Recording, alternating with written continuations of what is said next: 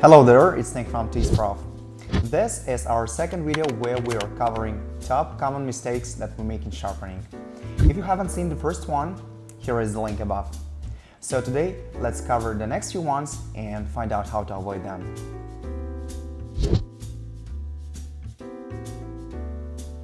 When does it happen?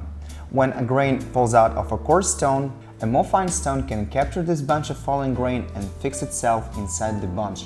Especially it concerns the ones on the galvanic binder. It can happen not only during work, but also when the stones are stored too close to each other and come into contact, so they can get contaminated by each other. So basically it will lead to bad scratches. That would be nice if you let me know that it is called correctly.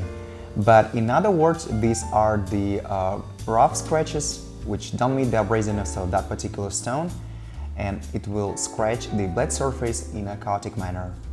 At the same time, there are some grains that can remain on the clamps, so it may also scratch the blade surface. This applies primarily to the effects of rough abrasives, rough silicon carbide stones, and diamond stones on resin bones, like Vinov diamonds. How to prevent contamination? Rinse the stones thoroughly after use and put them in boxes with lodgements. There is supposed to be some distance from each other. Wipe with damp cloth between the jaws and the abrasive holder. Clean up the sludge as often as possible when sharpening. To get rid of foreign matter is to level the sharpening stone on the glass with the silicon carbide powder. This applies to synthetic abrasives based on aluminum oxide and silicon carbide, on ceramic and magnesia bonds, diamond bars on organic bonds. To level stones, it is necessary to use a powder twice as large as the grain size of the stone. Wrong angle. The sharpening angle should be always related to the scope of knife application.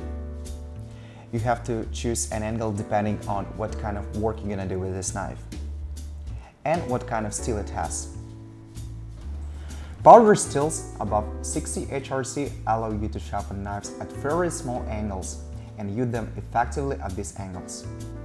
At the same time, steels with low hardness at sharp angles can get chipped.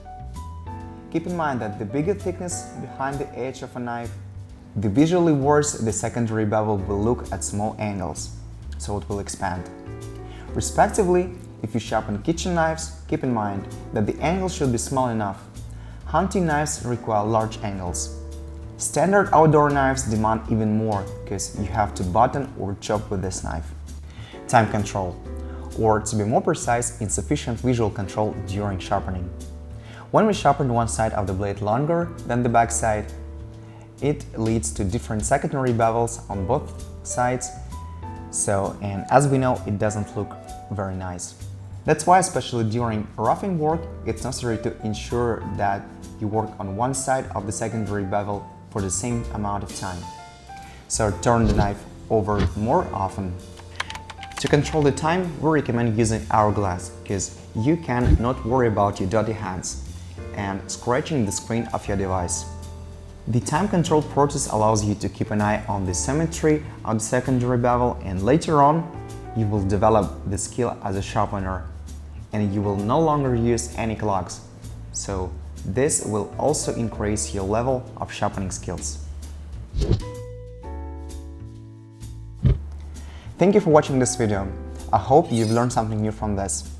We would really appreciate if you put your likes below because it will help us promote this video and so many people can watch it as well. I gotta say that there are gonna be at least 2 new videos dedicated to mistakes in sharpening, so subscribe to our channel to never miss them. Take care and stay sharp.